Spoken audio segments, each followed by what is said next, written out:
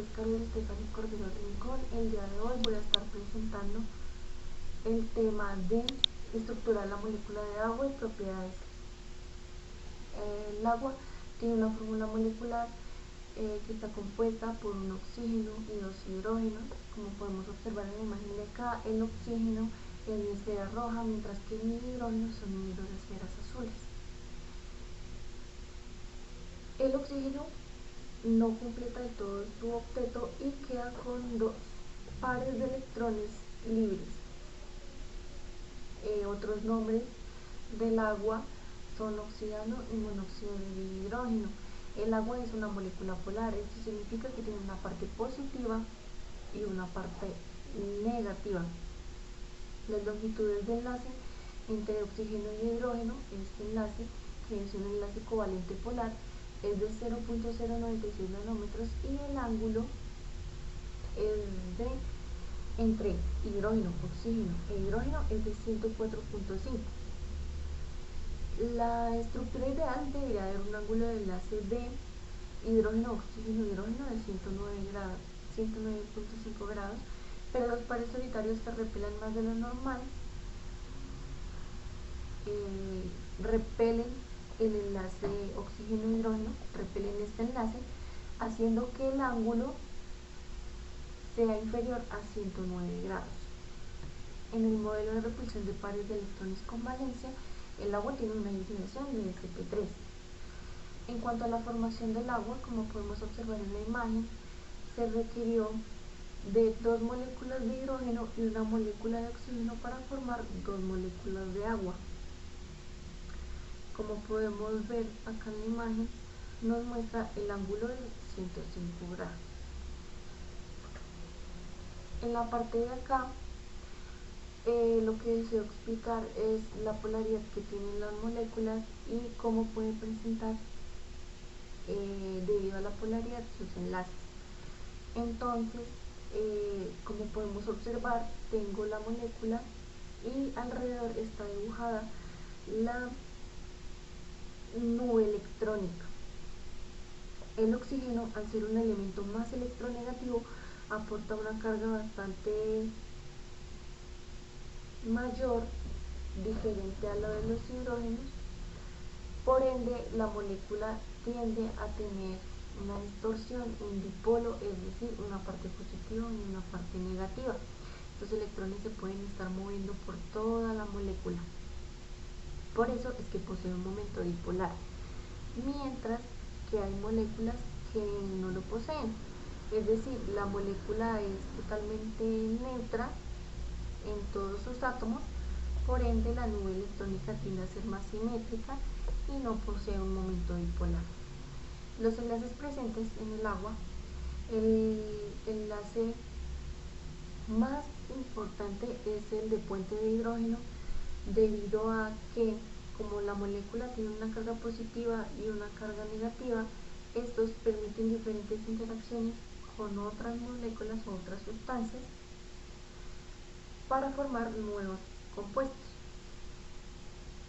Entonces, usualmente, como podemos ver acá, el que interacciona es el hidrógeno con otro elemento, usualmente es un átomo más electronegativo o tiene una carga negativa mayor. En la parte de acá vemos que el agua pues está unida, los dos hidrógenos a un oxígeno, pero también existen los enlaces de hidrógeno en moléculas que también contienen elementos muy electronegativos, como lo es el flúor y el nitrógeno. Por otra parte, también encontramos el enlace de las fuerzas de Van der Waals, específicamente a las interacciones dipolo-dipolo. Como podemos observar, si tengo dos moléculas que me poseen un dipolo o un dipolo inducido, suelen atraerse y me suelen formar un nuevo compuesto. Y esto se debe pues a que tienen una distribución desigual de los electrones. Es importante tener en cuenta que a mayor masa molecular, más electrones tiene un átomo. Por ende, los electrones externos se desplazan con mayor facilidad, creando este tipo de enlaces. Las fuerzas de London, que son fuerzas que se encuentran dentro de las fuerzas de Van der Waals, son más fuertes que aquellas de las moléculas que no son compactas, sino aquellas que forman, como podemos observar acá en la imagen. Tengo dos estructuras. La figura 3.4 me muestra una estructura tetraédrica donde tengo varias moléculas de agua unidas. Este que te estoy señalando acá es un átomo de oxígeno y los más chiquiticos son mis átomos de hidrógeno. Por otra parte, los punticos negros serían los pares de electrones solitarios que estarían rondando por toda la molécula. Este esquema básico nos permite conducir a otro esquema un poco más elaborado y complejo, en el cual observamos una molécula con una forma octaédrica acerca de la estructura del agua líquida. Estos hidrógenos que vemos en la parte de aquí que quedan como al aire son los que usualmente forman puentes de hidrógeno, es decir, enlace de puente de hidrógeno con otras moléculas, formando otros compuestos. Bueno, en cuanto a las propiedades físicas y químicas del agua, se tiene que tiene una masa molar de 18,015-28 gramos mol, no tiene ningún olor, la densidad del agua cambia si es un sólido y tiene temperatura 0 grados centígrados, o si es líquida. Podemos observar que a menor temperatura la densidad aumenta. En la parte de acá vemos los puntos de ebullición y de fusión. Como podemos observar, tiene puntos muy altos, y eso se debe a que, como la molécula es polar, los puntos de fusión y de ebullición se elevan porque necesita más calor y más energía para romper estos enlaces. La solubilidad, es decir, en qué compuestos es soluble, esta suele ser soluble en todos los compuestos polares, es decir, que no es soluble en sustancias como éteres, en sustancias apolares como ácidos grasos, entre otros. Bueno, ácidos grasos medianamente solubles. El agua suele intervenir en reacciones ácido-base, puesto que puede funcionar como un ácido o como una base. También puede interactuar en reacciones de electrólisis y otro tipo de reacciones más avanzadas, pero las más comúnmente conocidas son las de ácido y base, para la cual tiene una constante de 13,995. Usualmente la que se usa es 14. Posee un índice de reflexión de 1.33 a 20 grados centígrados, una conductividad térmica de 0,665 y una viscosidad de 0,89. Como podemos observar aquí, el calor específico es la cantidad de calor necesaria que necesita el agua para elevar la temperatura de 1 gramo de una sustancia a 1 grado Celsius. La cantidad de calor necesario para elevar la temperatura en 1 gramo de agua 1 grado centígrado, es decir, una caloría, como podemos observar en la parte de acá. Debido a la capacidad calorífica, el agua puede minimizar los cambios en la temperatura, es decir, la capacidad calorífica del agua es 5 veces mayor que la de la arena.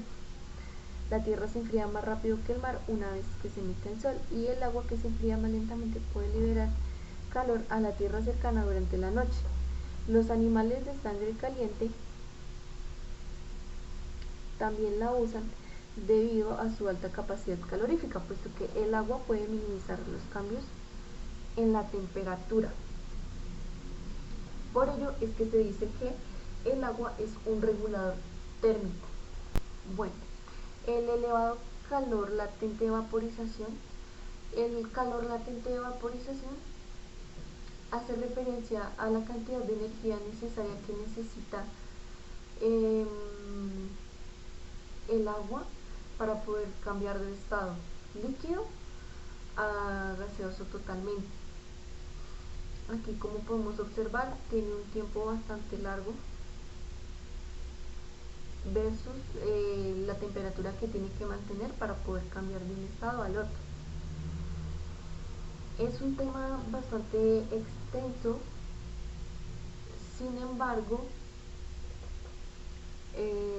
destaca mucho porque requiere gran energía para poder pasar de un estado a otro. Está la acción de disolvente que tiene el agua. En la parte de acá se tiene una estructura de cloruro de sodio y aquí están las moléculas de agua mostrando cómo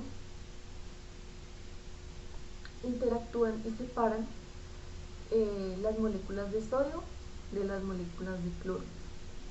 En esta parte de acción disolvente del agua también hay diferentes experimentos. Hay uno que se llama la electrolisis del agua. Es extremadamente interesante ver las reacciones que surgen al separar los cationes y los aniones mediante la... Para finalizar, voy a explicar las propiedades que están bien en pantalla. El agua posee una elevada fuerza de cohesión y de adhesión. Estas fuerzas son las que explican el por qué el agua moja. ¿Qué quiere decir? Fuerzas de cohesión y de adhesión. Que el agua tiene la capacidad de unirse fácilmente a otras sustancias químicas, como también tiene la facilidad de unirse a otras, a sí misma, o sea, se une con gran facilidad sus propias moléculas. Entonces, como podemos ver en el ejemplo de acá, es una telaraña y se observan diferentes goticas de agua. Usualmente, cuando el líquido se separa, los líquidos en general se separan, tienden a verse en forma esférica y a medida de que se van juntando con más moléculas de agua, tienen la forma como si fueran una lágrima. En cuanto a la tensión superficial y la aumentación, como podemos ver en la imagen, una molécula dentro del líquido que se expande atrae en todas las direcciones, pero en promedio hasta cero. Sin embargo, no sucede lo mismo con las moléculas que están en la superficie, debido a que no tienen una interacción en la parte superior. Como no tienen una interacción en la parte superior, generan una capita que se llama tensión superficial. ¿Esto qué hace o qué permite? Algunos eleva elementos muy pequeños. El ejemplo clásico del que siempre se habla es del insecto que posa sobre el agua, pero es un experimento que también se puede hacer con clips de papelería o con trozos pequeñitos de papel. En cuanto a la densidad, lo que sucede es que el agua es una de las pocas sustancias conocidas cuya forma sólida es menos densa que la líquida, es decir, el hielo puede flotar en el agua. Hay una expansión entre menos 4 grados centígrados y 0 grados centígrados, como podemos observar en la parte de acá, y esto se debe a la formación de agregados unidos con un hidrógeno más grande. Esto sucede debido a que el tamaño y la carga nuclear del oxígeno conspiran para distorsionar las nubes de la carga electrónica de los átomos de otros elementos cuando se combinan con oxígeno. Entonces, a medida que va aumentando la temperatura, pues la densidad va disminuyendo. Aquí presento las referencias utilizadas. Muchas gracias.